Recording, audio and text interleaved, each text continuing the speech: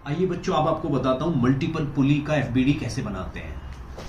देखिए बच्चों, इस क्वेश्चन में हमसे T1 T2 और एक्सेलेरेशन पूछे गए। तो अगर मैं इस स्ट्रिंग में टेंशन T1 मान लेता हूं तो जब तक स्ट्रिंग चेंज नहीं होती तब तक टेंशन भी चेंज नहीं होती। यहाँ T1 है तो यहाँ पे भी T1 होगा और यहाँ पे भी T1 होगा। और एक बात आप हमेशा के लिए याद रखिएगा कि कोई भी अगर मासलेस आइडियल पुली है और इस तरफ टेंशन T1 है, इस तरफ टेंशन T1 है, तो इधर का टेंशन T2 इन दोनों के सम के बराबर होगा, जैसा कि ये वाले केस में दिया हुआ है। तो यहाँ पे हम T2 की वैल्यू को 2T1 मान सकते हैं।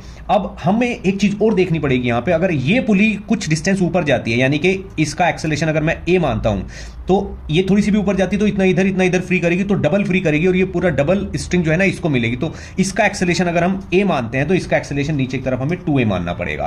तो जब हम 2 kg और 3 kg का एफबीडी बनाते हैं तो 2 kg पे ऊपर की तरफ टेंशन मुझे T2 माननी पड़ेगी। T2 की टेंशन कितनी है?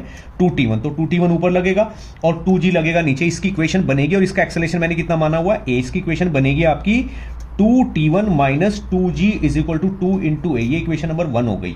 अब 3 kg की देखेंगे तो इस पे ऊपर टेंशन T1 लगेगा, नीचे की तरफ इसका 3G लगेगा और एक्सेलेरेशन नीचे की तरफ हमें 2A मानना पड़ेगा। इसकी इक्वेशन बनेगी 3G minus T1 is equal to 3 into 2A। ये इक्वेशन नंबर 2। और बच्चों 1 और 2 को सॉल्व करके एक्सेलेरेशन की वैल्यू आपकी 20/7 मीटर पर सेकंड स्क्वायर आ जाएगी। T1 की वैल्यू 90/7 न्यूटन आ जाएगी और T2 की वैल्यू डबल है इसकी, तो ये 180/7 न्यूटन आ जाएगी और ये हमारे आंसर्स होंगे।